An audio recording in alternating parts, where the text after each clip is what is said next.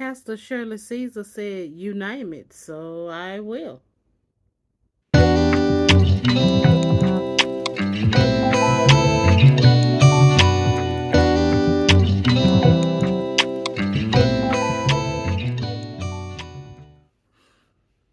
Greetings and salutations. This is your girl, Outspoken Diva, and let's have a talk about it. Thanksgiving Challenge Edition, shall we? Um, I had a brain for it. I'm sorry.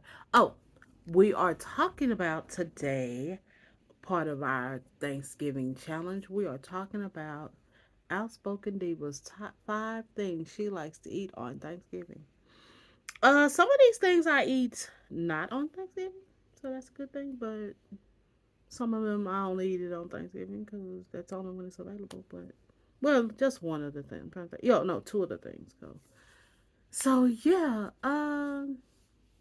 let's get started on you know, cause y'all know the things I don't eat. So, some things that I don't eat that I've talked about before. So let's talk about the things I love to eat. Okay, so let's start with number five, five, five. Sweet potato pie.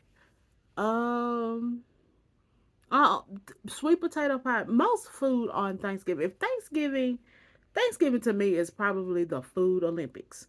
This is when the best of the best decide to bring out their gold that they think are the gold medal contingents, okay, on their thing. And I'm sorry, sweet potato pie,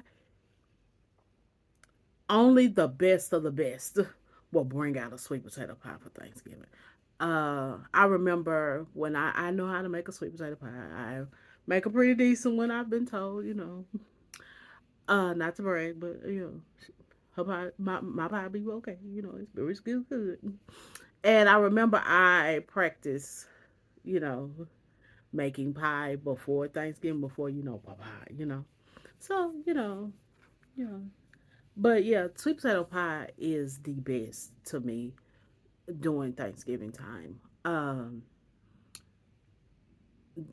My thing is, most people are not gonna make you a pie during the summertime. That's when you can dip your toe into getting a brand pie, from the store, And don't get me wrong, some of those brand pies are good, some of them are not. Just depend on your flavor. But if you can get a brand, a store brand pie or a pie, a commercial brand pie, in the summertime, you want some sweet potato pie in July, you go get blah blah pie, okay, and but Thanksgiving, this is when people really want to make a pie. Okay, nothing tells you that someone loves you to me if someone bakes you something in the summertime. Okay, a lot of people are not baking things in the summertime, especially not sweet potato pie, because it's a lot of that's a lot of heat for a long time. Okay, I know there is a discussion on whether you boil or bake your sweet potatoes. I am a fan of baking my sweet potatoes. We talking about, you get to caramelize the strings instead of having to pick them out, or, those kind of things. And, just, you caramelize the sugar. So some people, it's easier for them to boil the potatoes, so, you know, I know people who make good pie that do both. So, yeah. But yeah, sweet potato pie, number five, not 10, five. Uh, Cornbread dressing. Yes, because I am from the South, I can get cornbread dressing all the time. But again, cornbread dressing for Thanksgiving, again, the best of the best. The best in my family is my youngest aunt. Blog name will be Stump. That's what it's part of what my grandfather used to call her.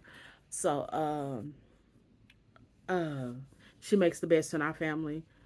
She makes the best dressing of everyone in my opinion. So, but cornbread dressing, you can't mess it up. You can't mess it up. But doing the rest of the year, it's good.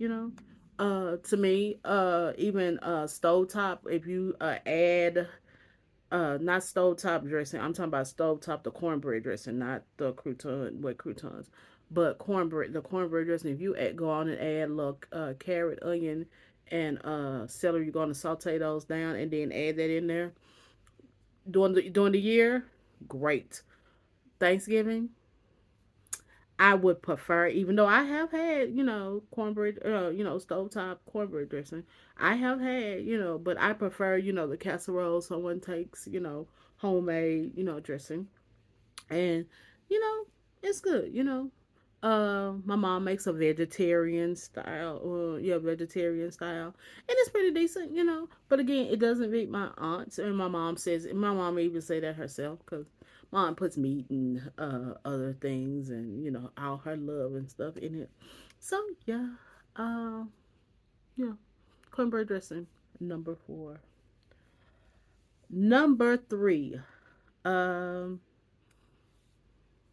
this is a dish I only can most of the time eat. I won't say only. Most time you eat this dish at Cheddar's restaurants, family reunions, some of them. And I don't go to a lot of family reunions. I went to a couple of family reunions and they had this. And Thanksgiving. And that is broccoli rice casserole. I don't know why people don't make broccoli rice casserole until, but now you can't mess it up. I know of a broccoli rice casserole that had fat back in it. I didn't have it. I saw it though. But yeah. So you can't mess it up. People do too much. People want to put bacon and all kinds of, and just leave it as broccoli, cream of soups, whatever cream of soup, cheese, and rice. That's all you need. Do not, and then some the seasonings, like onion powder, garlic powder, salt, pepper. Leave it be. Do not get too fancy with broccoli rice casserole. Okay, but yeah, broccoli rice casserole. It is good. It is uh warmness in the pan. It's a hug. You know, so yeah, but it is good. I've made it. Mine's okay. But yeah, broccoli rice casserole. You have somebody make that right. Yeah, it's a good time. That's number 4. I mean, number 3, broccoli rice casserole. Number 2, rest in peace to Mr. Johnny, ID's father. He was the first man, so first person to ever make this, and I fell in love with it then in the 90s. Um, you can't go wrong with well, you can go wrong because it cannot be, if it's not done all the way. But Cajun fried turkey is number 2. Cajun fried turkey is delicious. Last year we had a Cajun fried turkey. We ordered it from a particular restaurant. I'll let y'all know if you ask me. I'll let y'all know. But you can order them.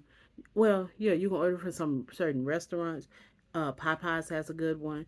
And of course, yes, there are some nice, good countrymen out there that will fry up a turkey for you. And that's how they, oh, yes, I'm going to miss, asking my friend ID. Who almost called her by her biological name. Uh, if her dad made one. So yeah, cause he makes the delicious. That was the first time I ever had one. And now the only thing is Cajun fried turkey is dangerous to make. If you don't know what you're doing, people set things on fire because of the grease splatter and the propane and the fire and stuff like that. So yeah, you have no people have to be careful making those, but those that do it great, they do it well. They are delicious. They're seasoned nicely. All that. So, yeah, Cajun fried turkey, number 2. And number 1, I don't care how y'all feel about it. I like it. Y'all can put it on your worst list all you want to. I don't care. I have it as number 1 on my favorite, and it is green bean casserole.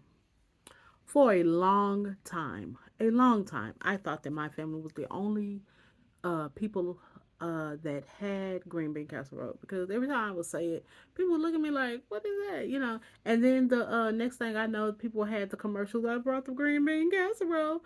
I was like, "Oh, okay, okay." Some people are, you know. My mom had it one time in the late 90s. Yeah, she had it one time in the late 90s, and this is where I get it from. You know, you eat something and then you think you can recreate it. Well, my mom recreated it, and then you start looking at the back of the French fried onions and the cream of mushroom soup, and you see the recipe. She was like, "Oh no." That was after she had made, what she thought was green bean casserole. And it's not far off. My mom's recipe is not far off. The only thing is there are two, as we call it, it's differences, but we call them mistakes. Number one, the mistake is their seasoning in my mother's recipe. I won't tell you what seasoning she uses. I know when I do the green bean casserole, what I use, and it gets a thumbs up from her. I use salt free Italian seasoning, and I use onion powder in the green bean casserole. I won't tell y'all what she uses. And then there's another mistake that unless you are going to make the green bean casserole and my mother shares the recipe, you do not know. Or if you have ever had, before they closed during the pandemic, the green bean casserole at Highland Park Cafeteria, rest in peace to them. Oh my God. I hate that they closed. You ever had green bean casserole from that restaurant? Then you had my mother's recipe, because it tastes just like my mom's. But we know what's in it. To make it. There are recipes that have this recipe, has that secret ingredient in it now, but it didn't always have it. But green bean casserole. But I have had green bean casserole in its true recipe form, and I like it. You know, yes, we are using, in my family we use canned green beans. I've had it a couple of times with frozen green beans. It's not too bad. But yeah, I like green bean casserole. I don't know why it gets the rep that it does. No, it's not the cutest dish ever. I mean, a lot of casseroles are really not the cute. Broccoli rice casserole is not a cute dish. And I mean, in its form in the pan, yes. On your plate, no, it's not the best looking recipe. But I mean, most green bean recipes are not cute anyway. So not on your plate. So, but yeah, green bean casserole. That is number one. That is, if you ever told me to list down all the foods that I want to eat as my last supper, if I had to, choose my last supper, green bean casserole is on that list. So yeah, number one. It can be on y'all's worst, but it's on number one on my favorites. Okay. All right. What are your favorites to eat on Thanksgiving? Let me know down there in the comments section on this video, on the social media site that you see this on, except Facebook. Facebook, you leave them down below. Or you can send me an email at the email address that is in the description box. Okay.